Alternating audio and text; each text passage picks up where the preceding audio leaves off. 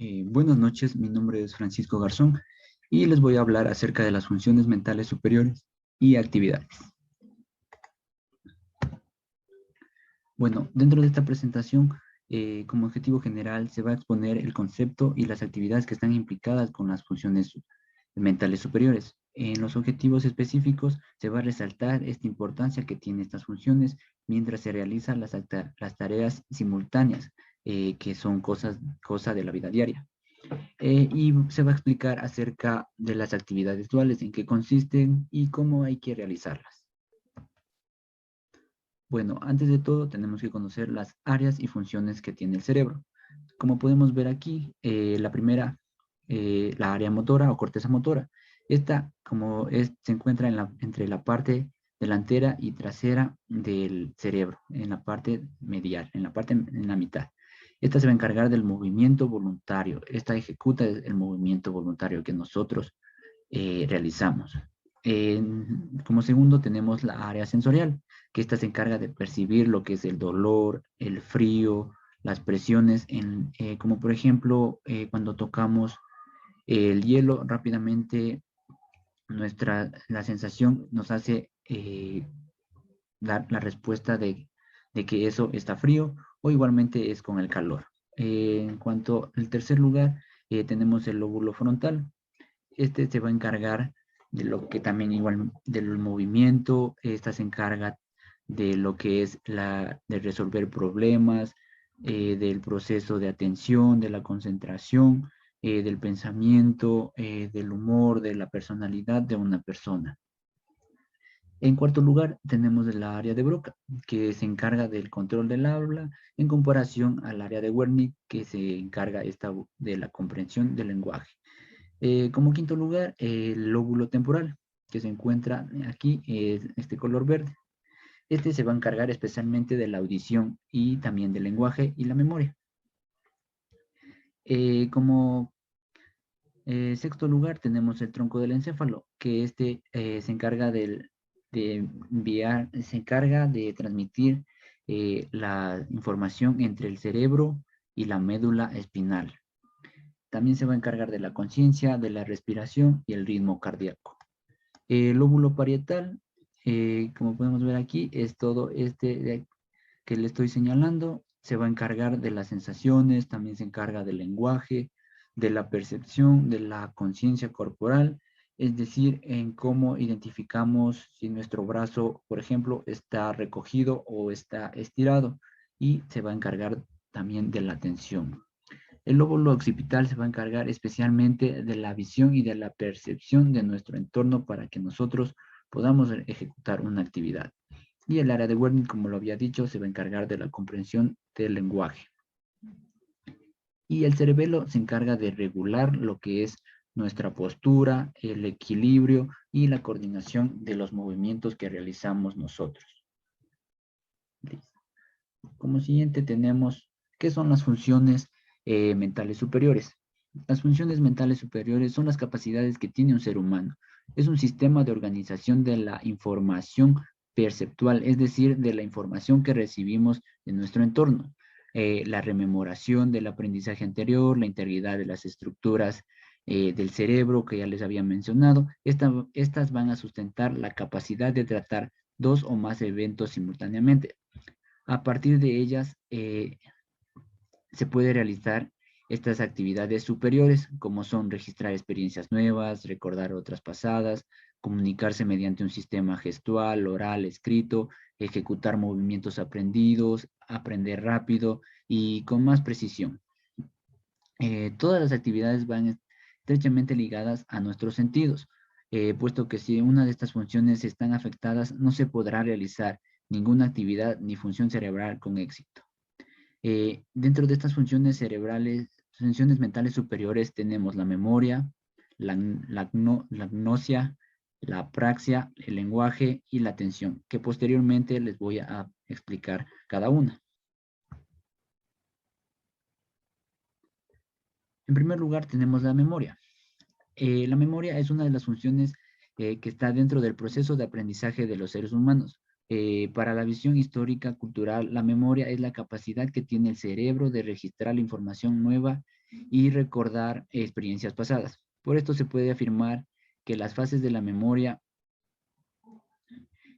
son fijar, aprender, almacenar y recordar experiencias que se hayan adquirido de manera individual o de manera colectiva. En la memoria tenemos las fases. Estas fases son de aprendizaje, almacenamiento y recuerdo. La de aprendizaje es la recepción y registro sensorial de la información. El almacenamiento es la codificación y procesos de la consolidación y olvidos. Y el recuerdo es la evocación y el reconocimiento. Entre estas también tenemos los tipos de memoria, que son a corto plazo y a largo plazo. Dentro de las de corto plazo, eh, tenemos la memoria inmediata, que es de corta duración, mantiene la información escasos segundos, y la memoria operativa o de trabajo, que es un sistema de almacenamiento pasivo a corto plazo que nos permite trabajar con la información. Por ejemplo, cuando intentamos recordar un número telefónico antes de apuntar en un papel. Y la memoria a largo plazo, o dentro de esta tenemos la memoria declarativa, o también se conoce como explícita. Hace referencia a lo que recordamos conscientemente. Y dentro de esta memoria declarativa tenemos la episódica. Esta es la memoria autobiográfica, la que nos permite recordar cosas de nuestro pasado. Por ejemplo, cuándo fue nuestras últimas vacaciones, en mi caso, como por ejemplo, cuándo fue el día en que me gradué, o en el caso de los adultos, cuándo fue su día en el que se casaron. Y otra memoria que tenemos también, la semántica. Esta memoria hace referencia a lo que hemos aprendido y hemos aprendido y nuestro conocimiento general. Por ejemplo, lo que hemos aprendido en la escuela, reconocer los colores, los números, eh, o las capitales de los países, que se han aprendido cosas son cosas que se han aprendido en la escuela. Y, en la memoria no declarativa, que hace referencia a los recuerdos inconscientes y también algunas habilidades o destrezas, como por ejemplo el montar en bicicleta o el patinar, o también el jugar algún otro deporte. Pasamos a la siguiente. Luego tenemos el lenguaje. El lenguaje es una de las funciones que nos hace únicos a los seres humanos. Esta tiene una estrecha comunicación con el pensamiento. La manera en que expresamos el lenguaje es por medio de lenguas que han sido construidas por las sociedades, y la palabra es el medio por el que se transmiten esas lenguas, pudiendo también comunicarnos a través de signos, gestos y símbolos. El lenguaje no solo es importante para comunicarnos con los demás, sino que también estructura nuestro pensamiento interno. En el procesamiento del lenguaje intervienen diferentes áreas cerebrales que actúan de modo integrado mediante diversos sistemas funcionales que involucran sobre todo al hemisferio izquierdo del cerebro. Podríamos hablar de dos áreas que se encargan de la expresión y la recepción del lenguaje, principalmente en el hemisferio cerebral izquierdo, que son, como ya les había hablado en el inicio de la presentación, el área de Broca y el área de Wernicke. Cuando está afectada la capacidad de hablar, escribir y comprender el lenguaje, tanto verbal como escrito, se denomina afasia, que es la incapacidad o la dificultad de comunicarse mediante el habla, la escritura o la mímica. Esta suele presentarse de forma repentina después de un accidente automovilístico, un accidente de tránsito, o por una lesión en la cabeza. Puede ser un golpe muy grave que causó una lesión en una estructura del cerebro que se encarga del lenguaje. Luego de esta tenemos las apraxias, que es la capacidad que se tiene de realizar los movimientos corporales previamente aprendidos. Estos movimientos pueden ser simples o complejos y se presentan como una respuesta a un estímulo. Un estímulo es una señal interna o externa que que produce una reacción como respuesta en una persona o en cualquier otro ser vivo. Por ejemplo, algunas de las praxias más comunes son el movimiento de la llave al meterla en una cerradura y abrir una puerta. También otro es el movimiento que hacemos para lavarnos los dientes y el movimiento de coger una cuchara y llevarla a la boca mientras estamos alimentándonos, entre muchas otras también.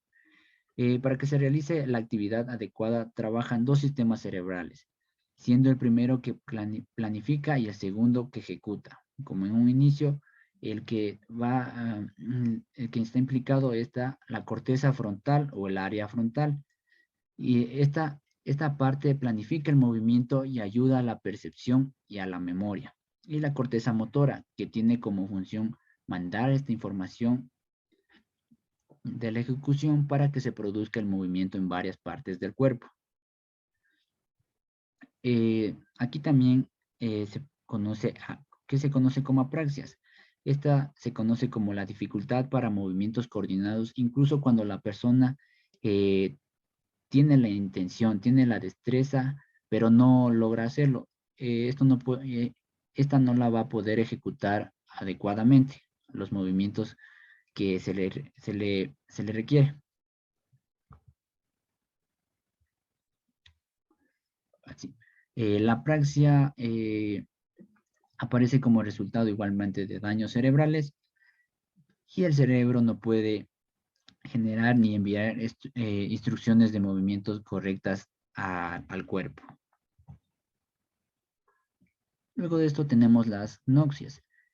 ¿Qué es una gnosia? Es la capacidad de darle un significado a los estímulos percibidos, por lo tanto es el conocimiento que se obtiene a través de la experiencia. Y para que se dé este proceso existe una relación entre lo que se conoce y lo que se va adquiriendo como nuevo para de esta manera reconocer sean particulares o comunes. Estas agnosias se pueden clasificar en simples y complejas. Dentro de las simples tenemos las visuales, que son aquellas en las que solo interviene un estímulo. En las agnosias visuales es la capacidad de recordar de manera visual diferentes estímulos y atribuirles un significado. Estos estímulos pueden ser objetos, caras de familiares, colores o formas. Las agnosias auditivas. Esta es la capacidad de reconocer de manera auditiva diversos estímulos, como son los sonidos. Las agnosias táctiles, que va a ser la capacidad de reconocer mediante el toque, el tacto, diferentes estímulos como la textura, los objetos, incluso también la temperatura. Las gnosias olfativas, que es la capacidad de reconocer estímulos mediante el olfato, como pueden ser diversos olores, ya sean de un agrado o también de un desagrado. Y las gustativas, que es la capacidad de reconocer mediante el gusto diversos sabores. Y dentro de las agnosias complejas, estas van a ser aquellas que intervienen más de un estímulo. Dentro de esta, tenemos el esquema corporal, que es la capacidad de reconocer y de presentar mentalmente el cuerpo como un todo y sus diversas partes. El desarrollo de los movimientos que podemos hacer con cada una y la orientación del cuerpo en nuestro entorno. Pero bueno, ¿para qué sirven las noxias? Las agnosias son de vital importancia para el desarrollo de nuestra vida diaria. Gracias a ellas podemos, por ejemplo, reconocer a nuestros familiares más cercanos o identificar una canción favorita o la comida favorita o más general, o identificar signos y símbolos. Como podemos ver en la imagen, los colores, las figuras geométricas, igualmente con los ojos cerrados mediante la agnosia táctil y las figuras igual como podemos indicar con la agnosia visual.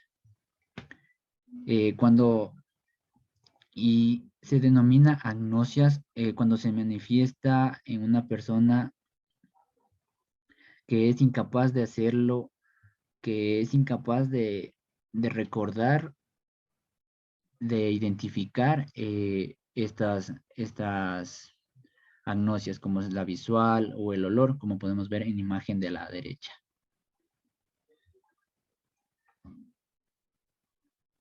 Luego tenemos la atención. ¿Qué es la atención? Es la función que nos permite seleccionar entre la información percibida que llega simultáneamente al cerebro, tanto externos como por ejemplo tanto externos, sí, serían como por ejemplo los olores, los sonidos y las imágenes. Y los internos podrían ser nuestra conciencia, los pensamientos, las emociones que podemos estar sintiendo en ese momento.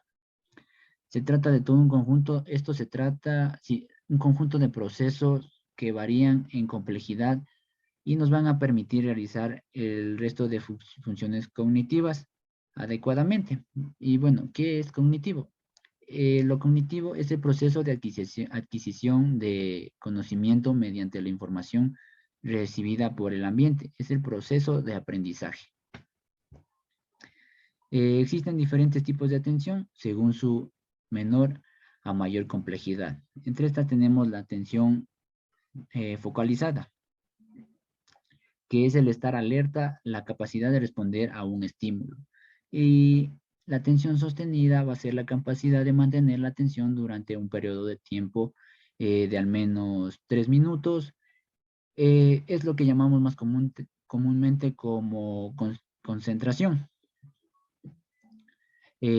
Como por ejemplo, cuando leemos un libro, estamos concentrados. Eh, Luego de esta vamos a tener la atención selectiva, que es la capacidad que nos permite mantener la atención en una tarea ignorando las distracciones de nuestro entorno como los ruidos de fondo. Siguiendo con el ejemplo anterior, la atención selectiva nos permite leer el libro aunque se esté oyendo música o esté prendida la televisión o alguna otra distracción que se puede presentar. La atención alternante, esta nos permite cambiar nuestro foco de atención de una tarea a otra de manera más fluida. Por ejemplo, cuando estamos leyendo y suena una canción en la radio que nos gusta, puede que dejemos de leer y que por un momento nos pongamos a cantar o a escuchar esta canción, pero rápidamente vamos a volver a la lectura por donde la habíamos dejado. Y por último, la atención dividida, que es la capacidad de responder a más de una tarea al mismo tiempo. Es decir, vamos a a atender dos cosas a la vez. Por ejemplo, cuando hablamos con un amigo en un bar, mientras escribimos un mensaje, enviamos un WhatsApp, o cuando hablamos por teléfono, mientras vemos la tele o escuchamos música o se presenta igualmente alguna otra distracción, o también puede ser mientras cocinamos, escuchamos música. Ahora vamos a ver lo que es las actividades duales. Bueno, ¿qué son estas actividades duales? En la vida diaria a menudo se requiere la capacidad de regular el movimiento del cuerpo mientras se conversa, se lee o se resuelve problemas simultáneamente. En nuestra vida diaria, de forma casi constante, exigimos a nuestro cerebro que trabaje al mismo tiempo en dos tareas diferentes. Por ejemplo, caminar y hablar por teléfono. Esta activación combinada del cerebro para dos tareas con fines independientes y no relacionados es lo que se conoce como el dual task. La información que se percibe y los cambios en nuestro entorno son características críticas de esta capacidad que es regulatoria.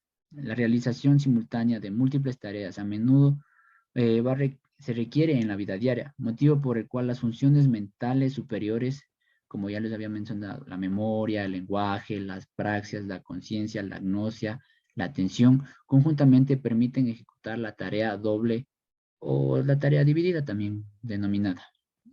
Cuando una persona sufre daño cerebral, dependiendo de la zona afectada en el cerebro, pueden aparecer problemas a nivel de los movimientos corporales, sensaciones percibidas, y en la parte cognitiva y en la emocional. Para la aplicación de la actividad dividida se plantean ejercicios en los cuales se desarrollan tareas diferentes al mismo tiempo con el fin de desfocalizar la atención de la persona por una sola actividad y ampliar este campo a que ya no solo se concentre en una sola, sino que pueda desenvolverse mejor en dos tareas. Siguiente. Bueno, se sabe que cuando realizamos dos o más tareas a la vez, no empleamos nuestra atención en todas por igual, sino que en una o más de estas tareas tiene un rendimiento inferior en comparación a otra tarea, que es la que demanda más atención. Así las cosas, podemos encontrarnos dos tipos de tareas, la principal y la secundaria.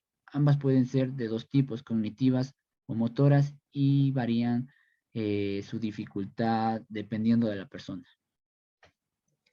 Las actividades dobles conllevan una mayor activación cerebral y pueden combinarse de forma que la tarea dividida sea motora más motora, es decir, en la que implica movimientos corporales, como por ejemplo caminar y hablar. Y otra que se utiliza es la motora cognitiva, que igual se va a aplicar caminar y resolver problemas matemáticos o mencionar los números o mencionar los colores o decir los animales mientras se realiza una actividad que se denomina motora, como por ejemplo el subir las gradas, el coordinarse haciendo ejercicios dinámicos. Y para aplicar las actividades tenemos lo siguiente. Antes de aplicar las actividades se recomienda para mantener activo nuestro cerebro, eh, se recomienda juegos mentales, como pueden ser la ilusión óptica, como podemos ver aquí, rompecabezas, juegos de mesa y la sopa de letras, que nos van a ayudar a mantenernos activos y mantener activo el cerebro más que nada, para estimular el área cognitiva. Dentro de esta tenemos los ejercicios de coordinación. Los ejercicios de coordinación, en primer lugar tenemos las manos elevadas, palmas hacia adentro y hacia afuera. Estos son algunos ejemplos de los que se puede realizar.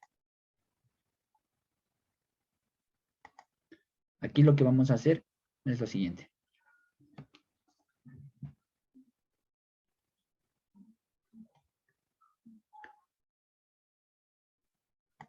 Esto es una coordinación de gimnasia cerebral para las manos. Entonces, aquí vamos a aumentar la velocidad para eh, igual aumentar la dificultad. En el siguiente tenemos la otra, que es dedo, pulgar y palmas.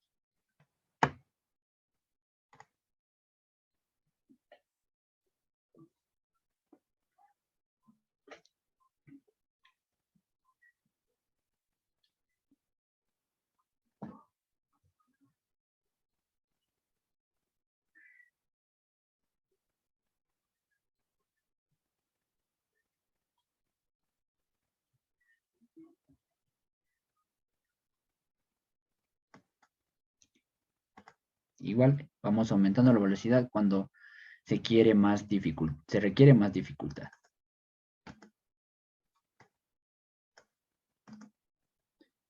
La siguiente que tenemos es ya una actividad doble, en la cual vamos a subir las gradas mientras decimos los números o colores, o un patrón de colores, o los animales, o un cálculo matemático, ya sea simple o complejo, dependiendo de la capacidad que tenga la persona, como vamos a ver a continuación.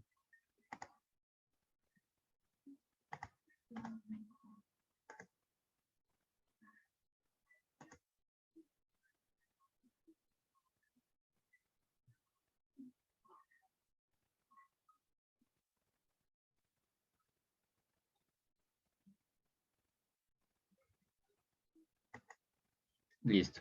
Ahora vamos a ver el siguiente, que es caminar, más coordinación en las manos y más mencionando los números. Esto es en aspecto cognitivo.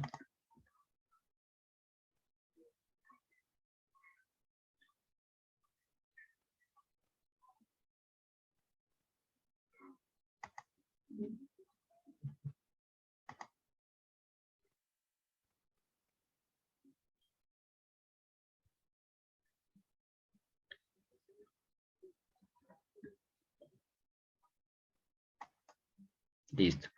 Estas son algunas de las actividades duales que se pueden emplear en una persona para mantenerla activa.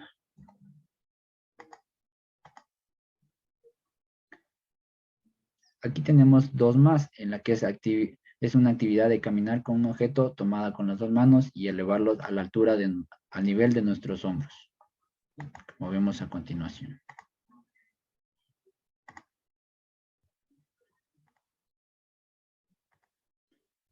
Es importante recalcar que el objeto no debe ser muy pesado ni muy liviano. Y va a caminar de la siguiente manera. Para esto también se le agrega que deba mencionar los números, los colores o los animales o también un problema, cálculos matemáticos, como ya dije, ya sea simple o complejo.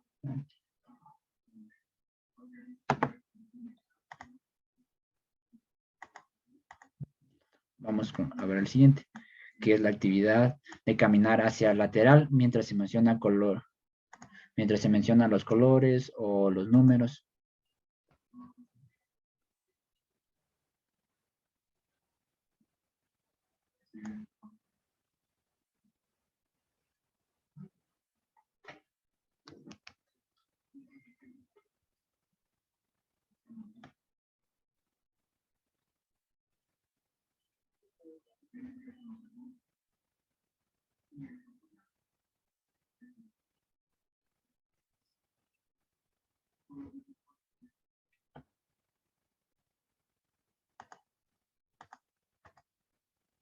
Listo. Por último tenemos las conclusiones, en la cual vamos a llegar a esto, que las funciones mentales superiores nos van a permitir la atención a múltiples eventos al mismo tiempo y a la retención de información necesaria para realizar estas tareas simultáneas. El- Luego de esto también la información que recibimos o los estímulos externos y los cambios en el entorno son características críticas de esta capacidad regulatoria. Para promover la ejecución más adecuada en las actividades que se van a realizar, va a realizar una persona, van a estar implicadas, como lo había mencionado en un inicio, el lenguaje, la memoria, la atención, el razonamiento, las agnosias, las praxias y también el desarrollo emocional. Y para último tenemos una experiencia de aprendizaje en el cual consiste de buscar las siguientes 6 palabras en esta sopa de letras.